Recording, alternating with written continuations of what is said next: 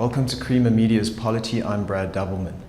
I'm at the Helen Suzman Foundation in Parktown to meet with political analyst Aubrey Machiki to discuss the influence of China on democracy. Aubrey, please explain what you perceive to be the irony when the West warns Africans on the threat that China poses to democracy. Well, the usual argument is that we should be careful of China because China is a hegemon, or some people might say a hegemon.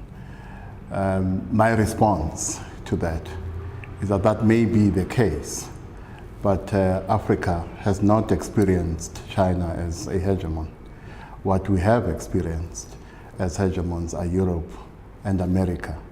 But it doesn't take away, of course, from the fact that we should be careful in our relationships with either China or the West, and in being careful, make sure that we engage in relations with those countries and continents in our interests. You recognize a gap between China's economic resurgence and its democratic deficits. Are the two really that diametrically opposed? Well, as you know, there are three schools of thought as far as the link between democracy and development is concerned. There are those who believe there can be no development without democracy. Others argue that you can have development without democracy. And there is a third school of thought according to which democracy is neither sufficient nor necessary for democracy. Now, what people tend to do in support of the argument that you can have development without democracy is to invoke countries like China as an example. But as South Africa, we've already made the choice. As a constitutional democracy, we've made the choice that we're going to marry democracy to development. Now, China, of course, is a country that is becoming more and more dominant in the global economy. But that dominance has not coincided with the country adopting a democratic culture or ethos. So there are concerns that the dominance of China in economic terms might have any influence on global democracy. In other words, there are concerns that as democratic countries in the developing part of the world engage in economic and other relations with China, they might lose their appetite for democracy. I'm not persuaded that is the case. I do believe that countries such as South Africa can engage with countries like China and other countries that are not democratic in terms of economic relations without abandoning their commitment to democracy. How great is the difference between Western and Eastern influences on Africa? Could China not just be construed as being a neo-colonialist?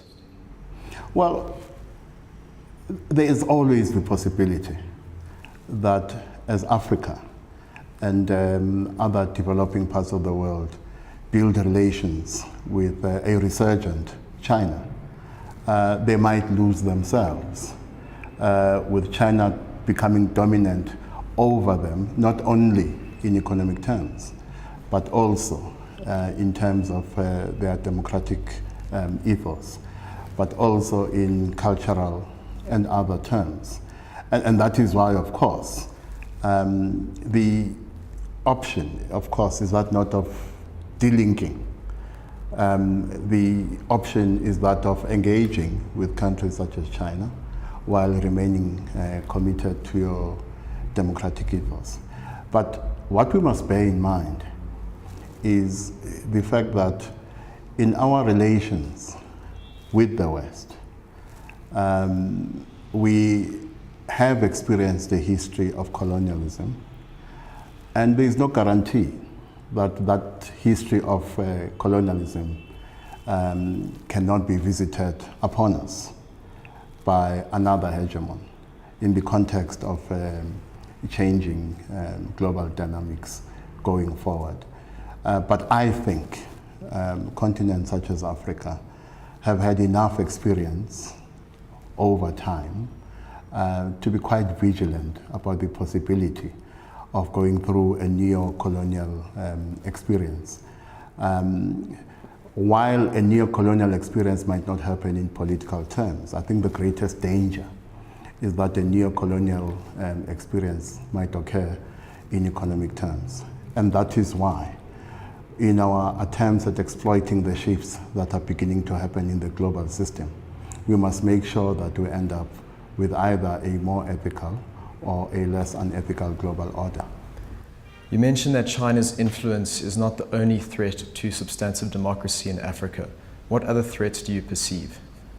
Well, I am quite concerned with what I see in Europe, with the election of technocrats in countries such as Greece and Italy in response to the Eurozone crisis. Because there is always the danger that in response to an economic crisis, we might subvert the need to ensure that whatever government emerges to respond effectively to any economic crisis, such a government must emerge as a result of the will of the majority of citizens. It therefore worries me that the precedent that we might be setting in countries such as Italy and Greece is that of responding to economic crises in a manner that subverts the will of the majority of citizens. In other words, despite an economic crisis, citizens must still have the right to decide who will govern them and who will lead them.